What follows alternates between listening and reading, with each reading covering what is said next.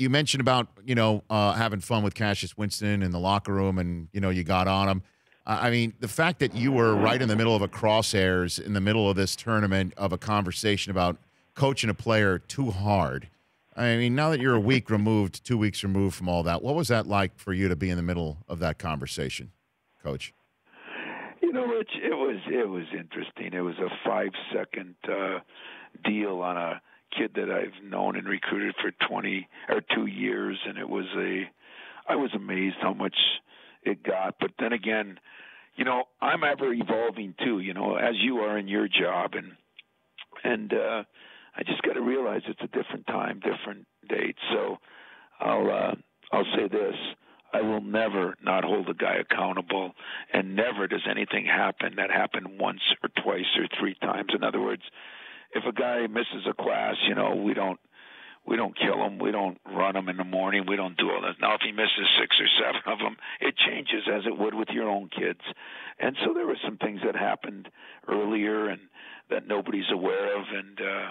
But I guess, different day and age, so I'll just find a different way to get about. But holding kids accountable or holding people accountable, I still think is what our country lacks, and not going to be lacked here. I just got to find a way to do it that is maybe doesn't hurt somebody's feelings. It didn't hurt his feelings. It didn't hurt his family's feelings, but I guess it hurt other people's feelings. Well, I mean, it is that a video that you've watched back? Did it hurt your feelings? No, Rich? no, if your no, Coach. son No.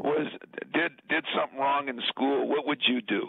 Hey, Tom, I was in Italy while this all happened on vacation with my kids and my wife. And I came back and I sat down and I said into a microphone, I got people calling in after I said that you were just coaching a kid that you knew.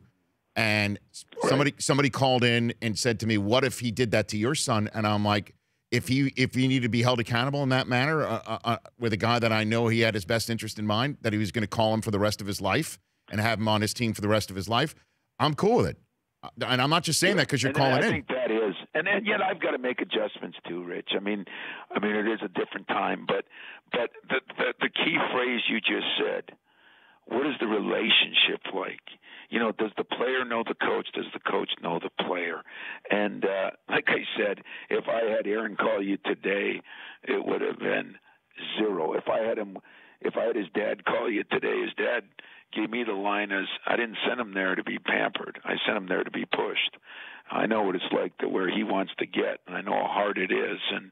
And so, little overreaction, as Judd Heathcote used to say, the game makes fools of us all. So if I had a moment when I could have just said it a little differently, or maybe without pointing, but I think one of the things I've always been is pretty transparent. So if somebody's doing that in a practice and not in the game, does that make it better? Just happens that mine was out in the game. And so I will apologize to anybody I offended, and I will adjust and learn. But the accountability part will never change as long as I'm here. Well, I'll tell you, I know you're probably not on Twitter, but Mark Cuban talked about it on Twitter, saying that the thing that he found most interesting about it was the way the other players were reacting to the situation and how they kind of put hands on you and you didn't react to it at all, like it was just like a normal family argument is what it looked like, I don't know if you watched it back in that manner. Draymond, Draymond is Draymond, and but it really is so different than people have made it. They act like every day there's something going on, and you know me and you know my buddy Mariucci well, and he's with us a lot during this time. And I tell you what, Rich, if anybody's got better relationships with their players, or if anybody keeps better relationships once they're gone, I challenge anybody. I think that's one of the strengths we have. It's not that anything else. And trust me, it was blown out of proportion, but I learned from it too. And I guess that's the key. I'll learn from it and find different ways to do things. But the bottom line to things is people still need to be held accountable. And a 30-second timeout, you don't have as much time to negotiate. You know what I mean? It's like, hey, listen, this is what you got to do. This is what you got to do. The Rich Eisen Show, weekdays at noon Eastern on Audience.